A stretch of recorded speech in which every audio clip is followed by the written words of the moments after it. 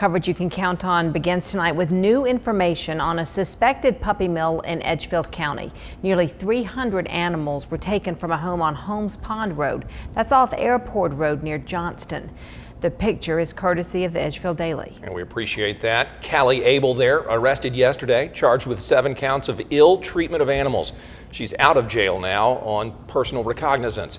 Tonight, News Channel 6 is learning more about Abel and the conditions those animals were reportedly living in.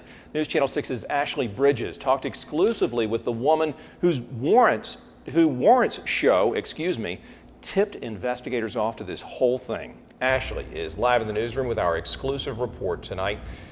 And Ashley, this woman says that Abel was in it for the money and got rid of those dogs when they were too old to sell. That's right, Brad. She has one of those dogs that was too old to sell and says she doesn't know what happened to the others except for she heard gunshots and people smelled burning flesh.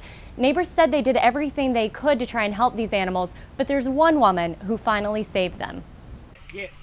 Neighbors say that since Callie Abel and her animals moved in, they've been shocked by what they heard. It'd be outrageous at times. By what they saw. I was appalled at what I seen. I mean, there was dead dogs laying everywhere. I mean, there was no sense in it. And by what they smelled. Burning flesh. It was rotten smelling. Howard Briggs says his nephew worked for Abel and was so disturbed that he called him over to see the conditions. Briggs says that he and others called the police and some animals were taken away, but Abel kept breeding. I think it's best because she had too many animals to take care of.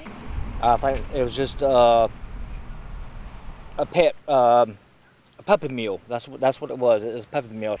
Not a lot of people saw behind these gates until the dogs came out yesterday, but a lot of dogs were being quietly funneled out for 2 years before the bust. I'd go and I'd get as many dogs as I could, and all the ones that she wouldn't let me take, or that were her dogs that were there for breeding. It makes you sick, knowing that they have to live in those conditions. Charlie Chappie runs Charlie's Angels, an animal rescue in Aiken. She says she met Abel and saw her with puppies that weren't well.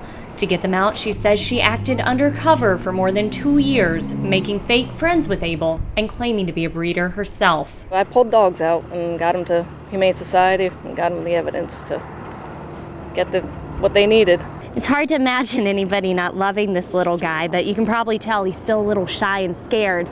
And given where he's been living, it's pretty easy to understand. He was living in a little tiny, he was actually in a dirt kennel on the ground. And dirty water, there was probably a barrel that he could have gone in, no bedding, no attention, didn't know love and pets and all that. And while Charlie was the first angel for all these dogs, especially the 30 she took home herself, she says now they need more love and homes from the rest of us. They don't have a voice of their own. They can't speak up. They can't take care of themselves. So they need people that will do it.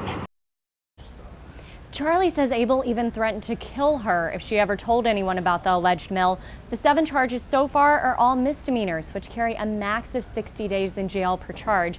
Abel will be in court in October. And for more information about adopting those little guys rescued from the mill, visit WJBF.com. Back to you. All right, Ashley, thank you very much for that report.